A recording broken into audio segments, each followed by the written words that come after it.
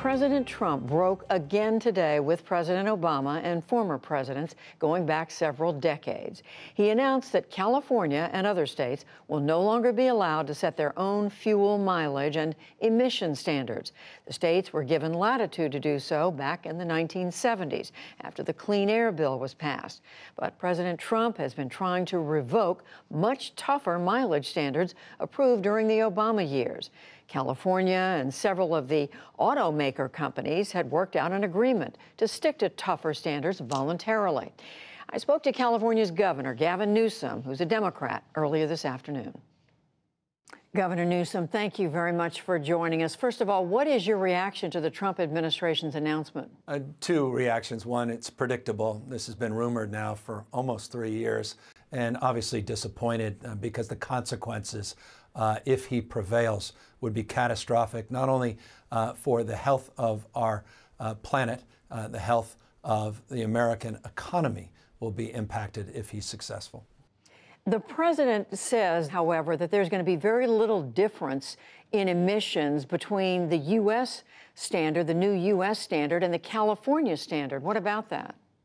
Yeah, every independent analysis of this says that's just nonsense, and I would encourage the president to actually do a little research on his own proposals. They're trying to hold the miles per gallon standards roughly to about 37 miles versus roughly 50 miles if the Obama-era rules go into effect. You don't need to be a scientist to assess the impact of tailpipe emissions, greenhouse gas emissions between that delta, but nor do you need to be an economist to determine the billions and billions of dollars would be wasted in oil consumption that would be unnecessarily consumed if indeed he's successful with this rollback. So another argument the president is making, he tweeted today that he's doing this in order to produce less expensive cars for the consumer and cars that are substantially safer. What about that?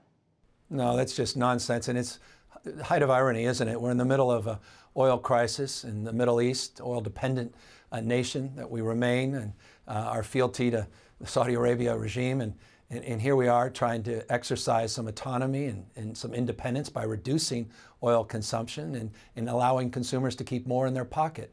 The question, I think, is an interesting one, but I think this is a more important and impactful point.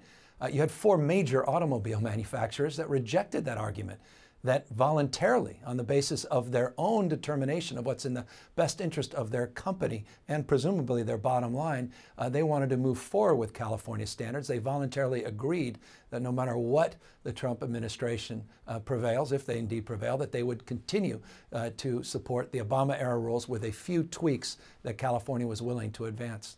One other thing on this, Governor, the president also tweeted today that he is, in doing this, in keeping the federal standard, he said it's going to lead to more production, it's going to lead to more cars being built, many more jobs created, presumably because of the cost and the safety that he mentioned. Again, just nonsense. You had companies on their own, Ford leading the effort with Honda and VW, BMW, that just says that's nonsense because they voluntarily agreed to California standards. Here's why. Because they recognize where the rest of the world's going, where China's going, where India's going, where Japan is going. They're moving away from the internal combustion engine. They're moving where the customer is going. All of the other automobile manufacturers, ask GM and Toyota where they're going. They're already making commitments and plans to get to more zero-emission vehicles, regardless of what the Trump administration is doing. But what they did is extraordinary. They can't lay claim to supporting free enterprise when now they've advanced an antitrust inquiry against those companies. They've threatened the CEOs of these companies and those that did not join California from engaging California. You can't make this up. It's 2019. And you've got the President of the United States attacking the private sector and telling them what's in their best interest as opposed to them determining what's their best interest, which also happens to be in the best interest of Mother Nature and low-carbon green growth.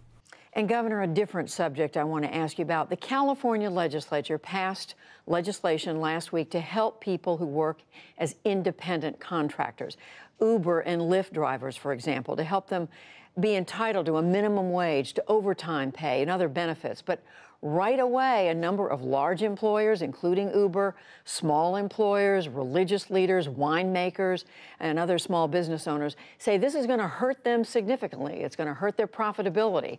They say it's going to hurt their ability to stay in business.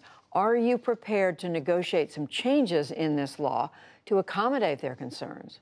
Well, 1 hour ago, I signed that legislation, and I signed it as someone who started 23 small businesses that has created over 700 jobs in the wine industry, ironically, among others. So I know a thing or two about free enterprise and the impact of this law.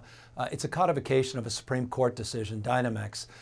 It made a number of exemptions. And to your question, we're always willing to engage and negotiate. And I made that clear at the bill signing with a letter attached to that bill that said I want to continue to negotiate with these gig companies. But one thing we have to recognize, we're going from a 3-class society to a 2-class society.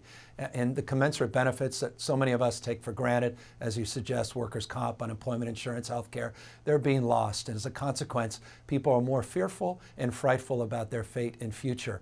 And so this is a major landmark law that could have a profound impact in helping rebalance things. At the same time, we do have to recognize the tech genie is out of the bottle, and we have new platforms that also provide a flexibility for the workforce that also has to be considered, and we'll continue to engage in those negotiations. Governor Gavin Newsom of California, thank you so much.